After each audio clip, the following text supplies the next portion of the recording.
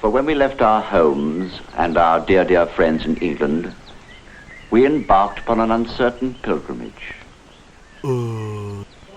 We thought to find no friends here to aid us, but in this we were wrong. We did find friends here. Tinkers and weavers.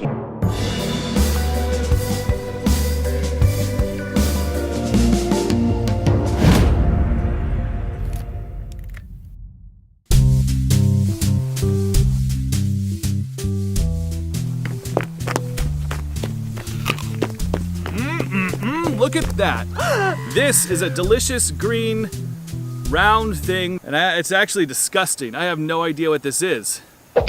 I'll tell you something. The pilgrims that came to this country long, long ago had it far worse than that. There wasn't just food on the ground. There wasn't food available anywhere. Not true. What? There was food available. When the Pilgrims landed, they had food everywhere.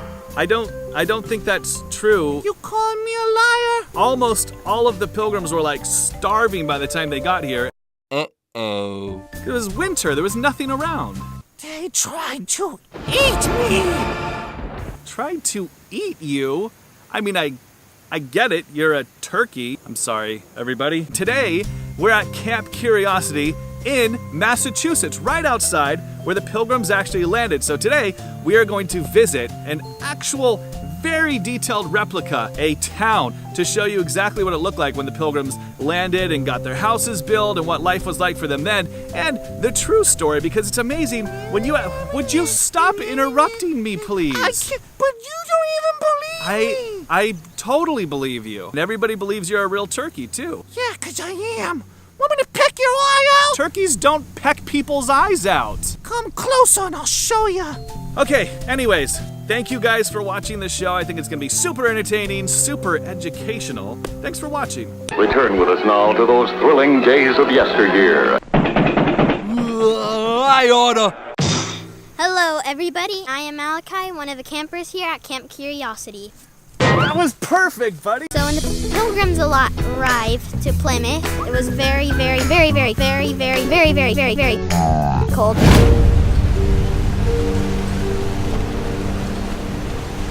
Silence, I say!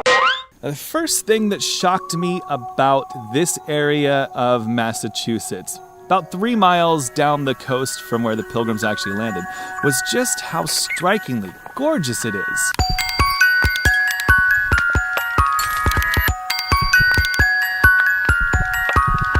I pictured it being like crazy, gorgeous fall foliage and big trees and everything, and all that was true. What I didn't expect was that gorgeous blue water. They had coastal front property. The other thing I noticed is that just about 2 miles away is a McDonald's. If only I could have been back then, I could have been like, hey guys, there's beautiful homes right over there. And in fact, we saw a McDonald's when we came in. You're set. They just had no idea. This is the scariest. Could you imagine waking up and just finding this over your bed? Oh, just humming and breathing heavy.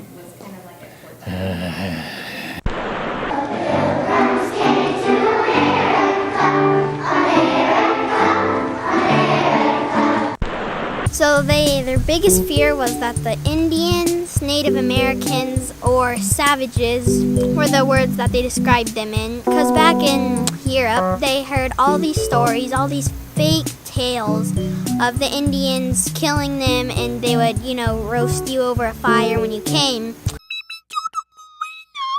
But, that was not true.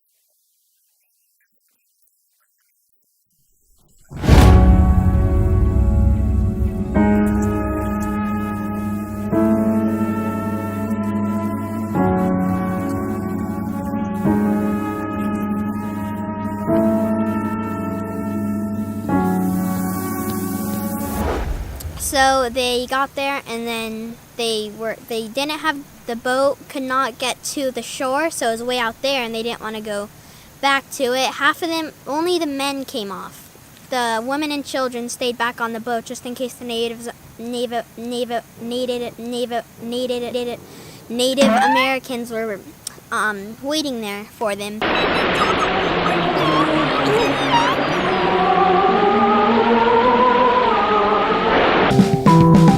So they slept there and out in the cold. It was just very cold, and they were just sleeping there.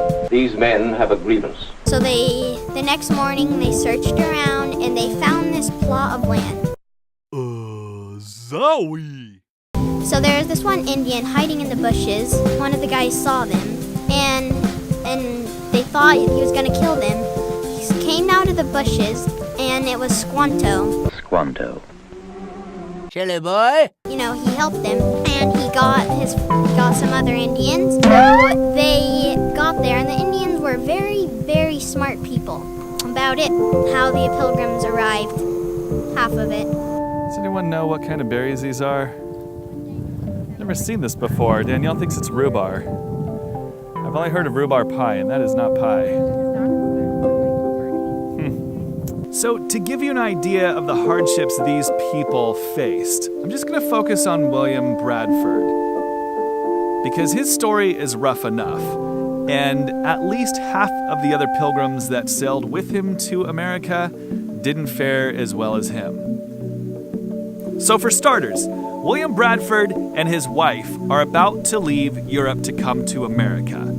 They decide to leave their only son, John, behind. Just imagine that. If you have kids, just imagine leaving one of them behind. They left him behind because they knew the hardships of even traveling to America, let alone what they would face once they actually arrived. They numbered 102 souls. And during that first terrible winter, we buried more than half our number. The ship ride across took 66 days. 66 days, that's more than 2 months at sea. Now, this was not the Titanic.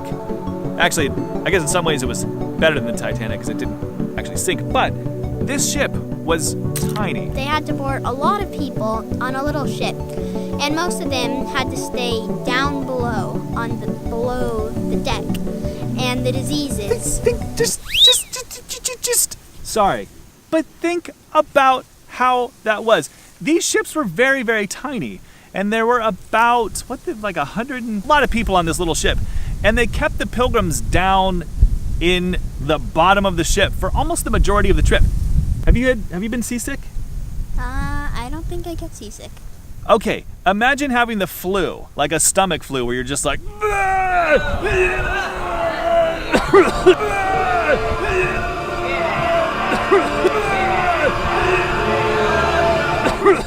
Imagine that, but 10 times worse. But you're down below deck. You can't even go up to throw up. It's very rough. It's disgusting. Continue. So the disease that they had down below the deck was just horrific. The disease was everywhere. Yummy.